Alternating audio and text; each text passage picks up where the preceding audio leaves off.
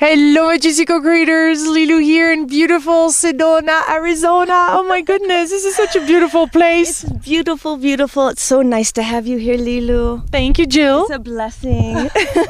Well, we have beautiful Cathedral Rock behind us, and this is one of the vortex of Sedona. Indeed. The most visited one, isn't it? And one of the most, yes, indeed. Yeah, and there is two things in the middle, sticking out in the middle of those two rocks. I don't know if you could see it. And it's a male and the female, clearly. And it's just very special energy, and I feel very blessed to have the tour here, and that we met, and synchronicity has brought us to stay at your place. Thank you for welcoming the Juicy Tour in the Gaia Suites. In the Gaia Suites, Gaia says hello and sends love to everybody out there, all your viewership. It's a beautiful, magical place here in Sedona. Yeah. And you were really called here to this land because it's got a special energy. I feel home to here. There's a vibration. Yes. And there's transformation happening here clearly on a planetary universal level. Yes. And you have a PhD. You truly transformed your life. Tell us that you made a big decision right there. I did. I knew as I was writing my dissertation that I had to come to Sedona, and my spiritual partner Robert Elliott and I came out here. I just received my PhD from the University of Arkansas in Fayetteville. It's in curriculum instruction, primarily educational policy and applied statistics. Lots of words for a really potent energy. And I knew I needed to come here as Dr. Jill. I needed to come here, and I wasn't sure what I was going to really do as I was here. But as I was writing this dissertation, I felt the potency of here and was able to write a 300-page dissertation in just months. And it's a magical place. And I knew as I was receiving these energy pockets, and we were hiking the land and feeling Gaia very much beneath us, that I wanted to make it my home. I wanted to be here and flourish and do what I was meant to do next here on this sacred planet here in Sedona. So and it's so special because we're staying here in the Buddha room, and just when you wake up, having this, in front of you really creates magic. Yes. And this is in those magical places, and when we really see how beautiful the planet Earth is, that we really, I feel, wake up our call to help her in any way we can and to assist in something, in some ways. That is such a wonderful way to segue into how I feel, and the next right step here in Sedona, which is going from a very academic way of being at the university level, and really my entire life, to such a sacred place where it's so connected to the earth and very simple. I'm able to use all of the tools that I've gleaned as a budding young social science researcher with this new energy, which is using the gold standards that we're taught as researchers, which are transparency and authenticity, checking your sources, knowing the energy, being very observant as you analyze numbers or as you analyze qualitative interviews, looking for those strands, is being a deep observer in life. And I'm using that template now here in Sedona as being a deep observer of Gaia's energy. Mm-hmm. And how I can use an academic template now as in a spiritual way, which is so part of this new earth, is to use it in a way that is from the heart and not as much from the mind, actually. It's a segue from the mind to the heart, and to know what we're doing with intention, to be radically conscious of what we're doing now. And Gaia, I feel, is speaking to me very deeply, very daily, as she speaks with many people, but we all have our certain gifts. And I feel now, as I've had also background with beautiful people like Pepper Lewis, who speaks Gaia's words so eloquently, and a gal right here in the Sedona area named Cynthia Williams, who speaks from a language that's of the heart. I've gleaned off of those women some of the potency and then made it my own. We all have our own frequency, and it's good to also acknowledge those of information of that we've are transmuting and transforming. So. What do you recommend for people that really want to hear Gaia and be closer to her? What do you do every day? How do you live your life to allow that? That's a juicy question. That's what I'm doing right now. I think I have tools, definitely distinctive tools that I know I'll be writing about as we're on this earth, and especially in the red rocks, in this potent crystalline energy, to really connect with the energy coming down right now. It's a very real-time energy, and I've definitely been given tools to be able to connect with Gaia like that. But on the whole, some universal tools for wherever the viewership is sitting and watching this beautiful video from. Some of the biggest tools that I'm getting are allowance, being very much in the moment, using our own internal guidance system. We are our own gurus. Expressing and being as much as we can love. And when fear comes up, to acknowledge it, but move right very quickly, directly back to a place of love, to allow, and then allow and allow more. And I think that's what some of the biggest concepts I'm getting from Gaia right now is to allow this energy to come in, let it move through you. We are like spiritual doulas right now as she's giving birth to a new earth. We, in love and in allowance, both internally, microcosm, and that macrocosm, Gaia, are experiencing our own births, you know? And we can experience our own birth in ease and grace if we so choose. And that comes with an allowance and a deep heart and love connection. It's simple yet extremely potent. So there's this new earth, you know, it's reborn. It's being reborn, yes. and people and new children too. You're very interested about. Yes. Can we call them indigo children? We can call them whatever you want to call them. Gaia's given me the words that as if you're looking at a crystal, and the sun is refracting into the crystal. The refractions and the reflections are all different colors, and we could name them.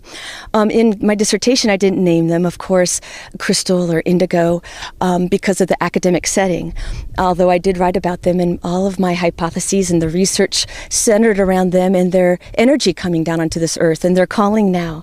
As we, as leaders coming up in our 30s and 40s, are stepping into our leadership roles, these children coming in now are seeding this earth as well. So we all are being reborn, and these energies, these new children coming in, and you can call them whatever you want. They are here to help Gaia in her transformation as well. Yes, and I have a very deep love for and calling for children and writing about them. Yeah. So what would you say our role right now, or these children's role is for Gaia? What are we here for? Wow. We're here really to love. And I know that sounds so basic, but it is really the truth. As all of our systems shift and change from one of, old system of doing things, of more of a patriarchal energy, to a more feminine, allowing energy that we will sink into our hearts. So all transactions will come in a form of love, business, every single entity that's here right now that is not of love, of course, is like the phoenix rising, is dissipating, and what is rebirthing is one of love. So these children, to answer your question, are here to help create a platform for that love. They're here as a very pure energy, a very potent energy. They're here to use the resources that are here on Gaia's beautiful planet in a way that is synonymous and in synchronicity with her, but not one that digs deep into her, one that is very loving and ease and grace, one that uses what's already natural and given to use it to its potential. So these new children coming in will help us with creating this new science that will come about, the new use of energy that will come about, as we find that our use of old energies of oil and such no longer work. These new crystal children, if you will, or these new children coming in are brilliant. I have one of my own who's creating eco-villages on paper and solar panel cars and whatnot. They are coming with these potent light packets to help promote the new birth of Gaia, the new use of our resources. And by that same way, they're reminding us of our potential. And I think we are too part of this shift and creating new ideas. We're growing very, very fast right now. Very rapidly. And we've talked about that very quickly. We haven't had a lot of time off camera, but how every day we're stepping into our new potential. And these new children, along with Gaia, are helping us because we are the leaders. We are the new leaders. The viewership, who's I know highly intelligent, are the new leaders. And we must collaborate now. We are weaving a new web of love. We have a web that's of technology, but even more potent is this new web of love that is being woven on a very real level and multidimensional level to bring together collaborations of like-minded soul pod families, I call them, who can collaborate. Here, what do you bring to the table? This is what I bring. What do you bring? This is what I bring. And we collaborate and make magnificent, miraculous things now. It will happen like that. Tell us about your biggest challenge during this transition between being a PhD to now living this dream. I mean, what would you recommend from anybody that's coming from that similar background or really anchored in their life and feeling the calling? Well, just recently, it's so amazing how the microcosm of our individual selves is so emblematic of the macrocosm of Gaia birthing, because I recently have said goodbye to an educational forum that I have been involved in since the age of 20, and have said yes to the unknown. And being an intellectual or from that background, that's a huge jump. And the only way that I could create that jump and transverse that jump was to go directly to the heart. There was no stopping in between. It was from the head directly to the heart. And as I started to get more and live more from the heart, and then one sees from the heart, and then one speaks from the heart, and one listens from the heart, then the manifestations in front of me were the ones that I was intending in a very high vibration way. Does that make sense? Mm-hmm. Because everything, as you know, is energy. And so manifestation is just evolution of energy. We have the thought, then we have the thought form, and then we have the manifestation. It just goes as is. So as the viewers are going through similar processes, I would recommend not only connecting deeply with the earth, and I will have tools that will come out. There are many people that have specific tools, but one must directly connect with Gaia to answer your question, and then simultaneously go into the heart. When one feels fear, when one feels the ego, I ask the ego to go into the back seat. I put a little safety belt on the ego. I give them a little lollipop, and then I say, you may suck on the lollipop, but now my heart is the driver. Now I have to sometimes say that every microsecond, okay? Because the shift is happening so fast that the ego oftentimes has been in the rein of the driver's seat for so long that it's definitely a shift to allow the heart to be in the driver's seat, yes? Mm-hmm. Have you found that? Mm-hmm. It needs a lot of compassion for sure, and love. Tell us about the inside work, because that's part of your inside work, but you worked a lot. It's an inside job, right? This whole new energy coming in, we are our own gurus. It's all about self-empowerment. Now we have each other to help along the way and nudges, and I will be helping with life coaching and whatnot, and you help in your ways as well. We all have ways to help to nudge along the way, but really it is an inside job, and it is a daily, intentional, radical, conscious evolution of being very aware of our thoughts. For me, being very aware of my thoughts, and when I catch my thoughts veering, as much as I can, easily and gently nudging them back to a space that is of a higher vibration. What is it that I want? What am I dreaming? What is it that I want to experience? I am my own experimental design, and I was able to upload not too many because of being right in the vortex where our house is, but Mark Allen's work and your interview with him, which is really potent. And I didn't know anyone else who was looking at their life like an experimental design, but really, when I was taking that statistics class, I started doing that several years ago at the university level. I am my own experimental design. I get to create my own hypotheses. I get to create my own ways to test these hypotheses. And if we can experience personally our thoughts and the manifestation thereof and see how potent they are in such a positive way, I think that we can traverse and connect quickly to this energy that's happening. Does that answer? Mm-hmm. How do you deal with the negative, what seems to be negative actually, or all the economy or the natural disaster? Because that must be painful at times because you feel so close to Gaia. Yeah, and I can't believe you're asking that because it has been. And wow, that's a very potent question. It brings tears to my eyes because it has been, and it is very intense. And Gaia has let me know she doesn't need healing. This is like as if we were detoxing.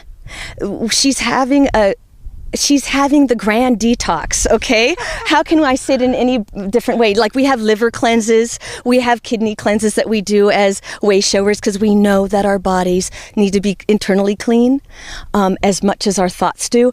So Gaia is having a detox. And through the detox, we can have compassion and allowance and help, just let her know that we understand and it's going to be okay. She's detoxing from thought forms that weren't of a highest vibration. Does that make sense? Mm-hmm. And as I was able to understand that, then it could help me with the feelings of sadness that would come up as I saw some of the detoxing happening, right? Mm-hmm.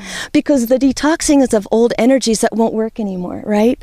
It's not of love to dig into her earth, deep, deep, deep to her veins. Mm-hmm. It's of love to use what she provides, like the sun. Mm-hmm. And that goes right into what I'm doing right now with my spiritual partner, which is creating organic gardens all around Sedona, because we must know where our food's coming from and our water. And so as she's detoxing, she's asking us to start empowering ourselves we collect seeds, open, pollinated, heirloom, beautiful organic seeds from the gardens, and are creating a seed bank. And these are gold. This is gold. And so as she's detoxing and as she's rebirthing, she's asking us to use what she's giving us, such gifts that has already been here, in a whole new way. Mm-hmm. I don't know. Does that make sense? Yeah, it's very, very juicy. I'm just loving this and very grateful for this conversation. And I really feel that she's showing us something to all of us to understand. She's going through this process, so are we. It's simultaneous. It's so beautiful because it's no one's better or less. We're all equal now. Everything is 50-50. Everything is win-win.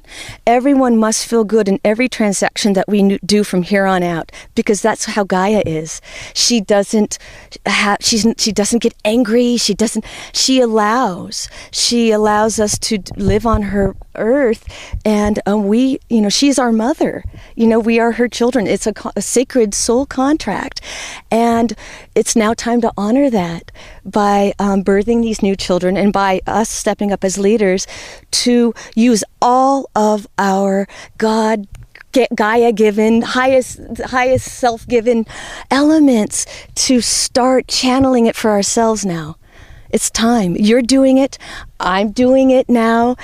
And I know you invite, and I invite as well, all of those viewing to contact me if you feel so inclined to start collaborating in this new energy via writing, research. If you want to come and retreat to feel Gaia's energy like you and your family are, because it's time now. We have no more time, actually. Time is now. There is no time. Mm-hmm. We are in no time. And we used to meet our past and our future as we were in a circular motion. Now we're on an upward spiral. So we are creating a new form, if you will, of time. If the mind wants to think of time still, from this no time, we can create a spiral of time where we don't meet our past anymore. We are creating a new. And I know you feel that. Mm-hmm. And I feel it here even more so. Do you really? Mm-hmm. Yeah. I think there's a special place for all of us. It might not be Sedona, but this is certainly... It's certainly a place to touch in right now. Mm-hmm. It's definitely potent with this new energy. Yes, we all are called to our certain, I call them power nodes. And if Sedona is a place to touch in, then you must touch in. If it's a place to live, then so be it. There are many powerful people that are living here because of her energy here. And can we send a big chunk of energy to whoever is listening right now? big chunk of energy. Right now, going through. Right from Gaia's heart to yours, man. It is definitely crystalline energy, and it's potent. It's definitely changing the DNA nodes. It's definitely changing from the inside out. And it's happening now, my beautiful co-creator. We send you much love from amazing, beautiful Sedona with lots of loving energy from Gaia and us. Mwah.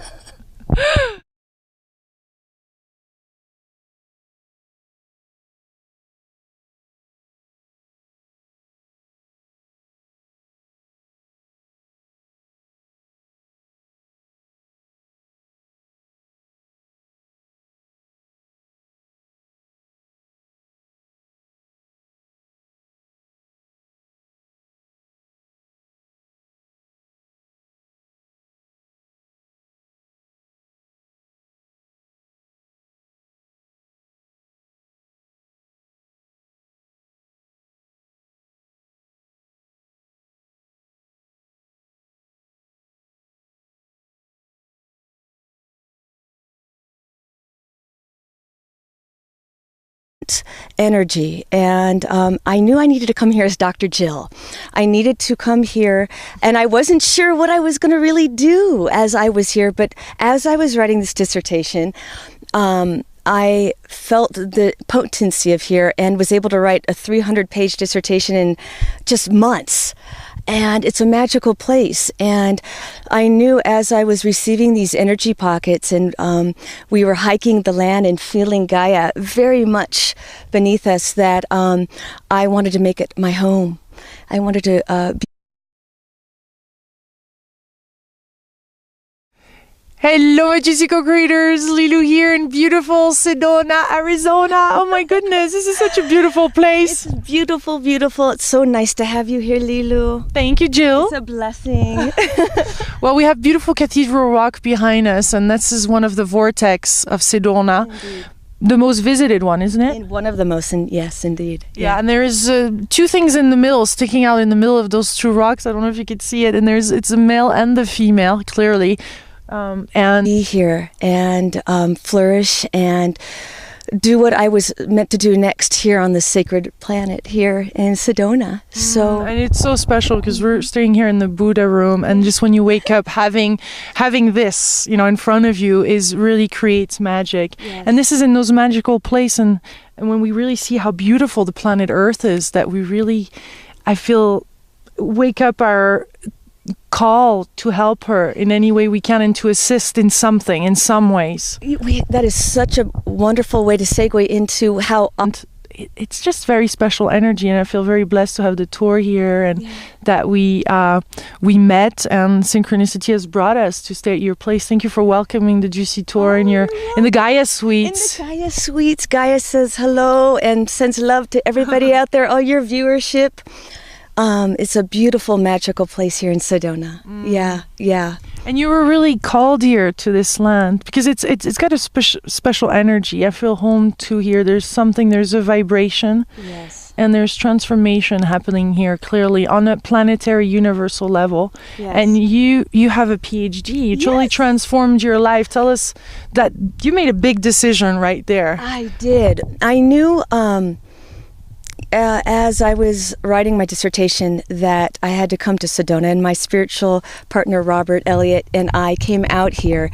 I just received my PhD from the University of Arkansas in Fayetteville. It's in curriculum instruction, primarily educational policy and applied statistics. Lots of words for a really potent